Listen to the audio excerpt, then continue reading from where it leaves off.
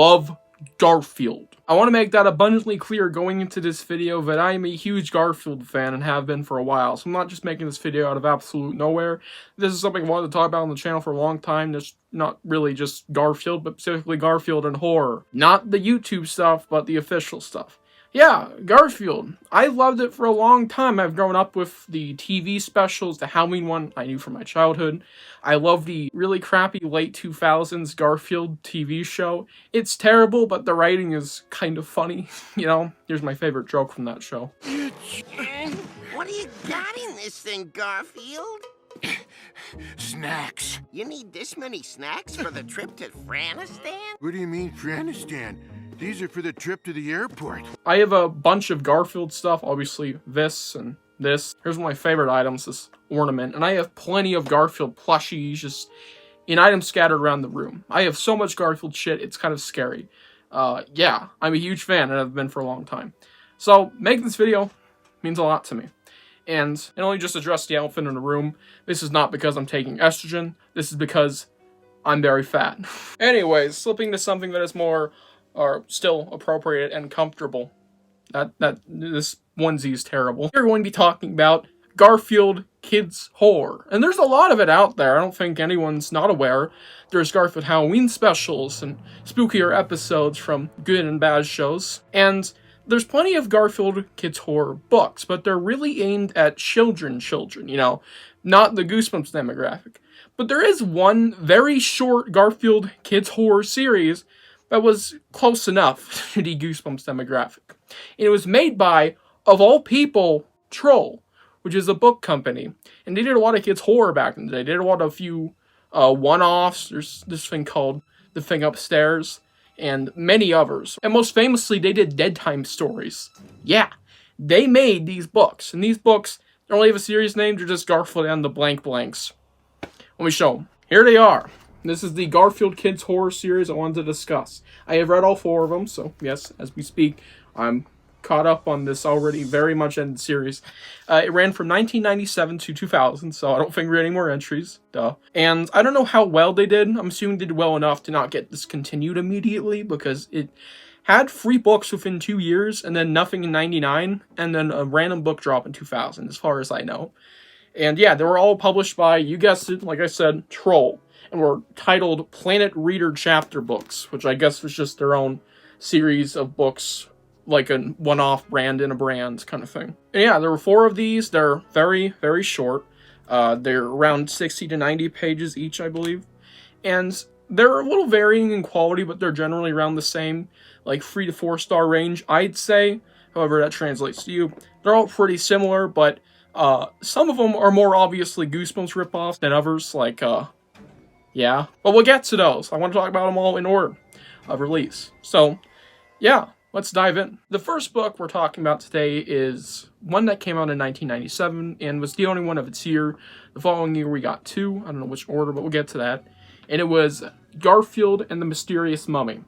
It has a very nice cover art, and immediately, just from the, the thing up there and the size of it, yeah, these were aimed at a slightly younger demographic than Goosebumps. If I had the bet, it's between 5 to 11, I guess. 5 to 11-year-olds. And I guess that makes sense with the contents of the book. I mean, it's a Garfield book. Garfield isn't about to go somewhat serious. Allow me to read the blurb of this one.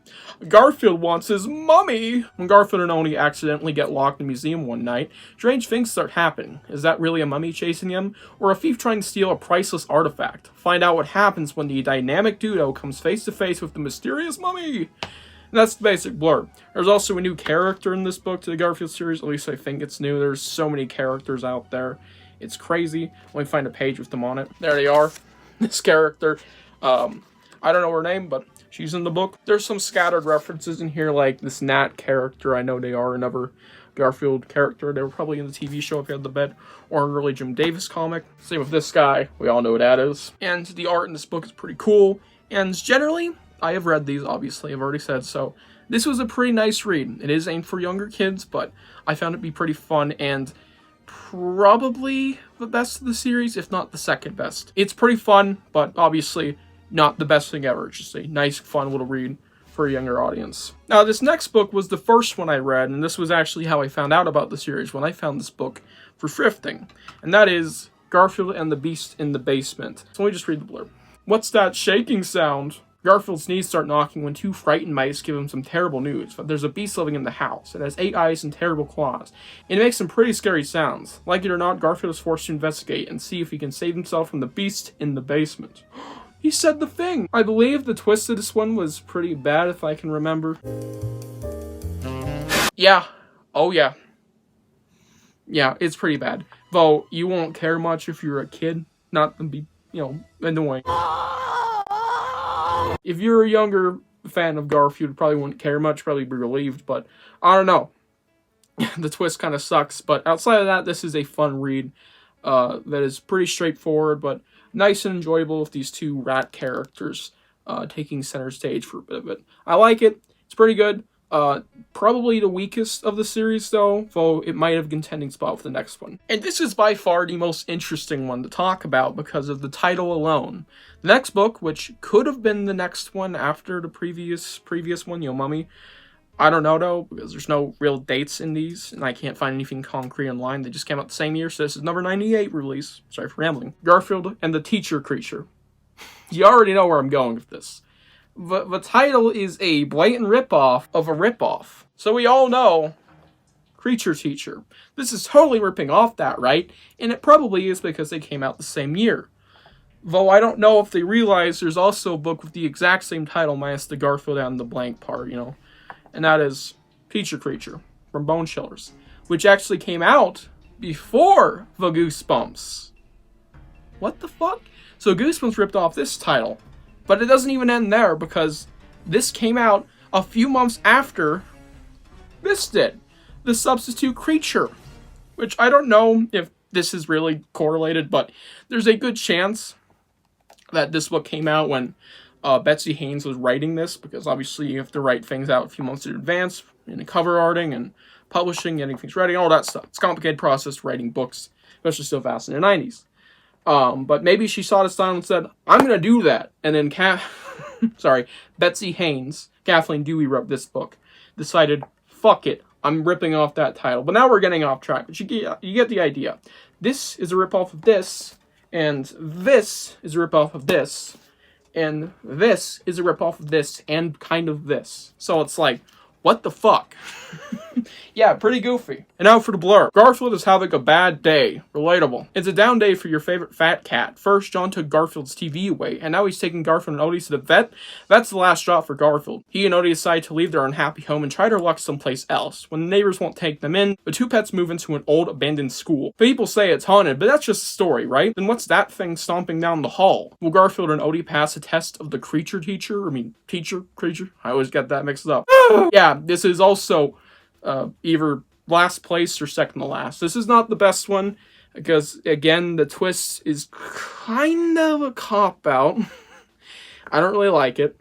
But outside of that, I enjoyed this one. It even had a kid character, a human character. That was actually the main character right here. If I get a better shot here. Here's the kid.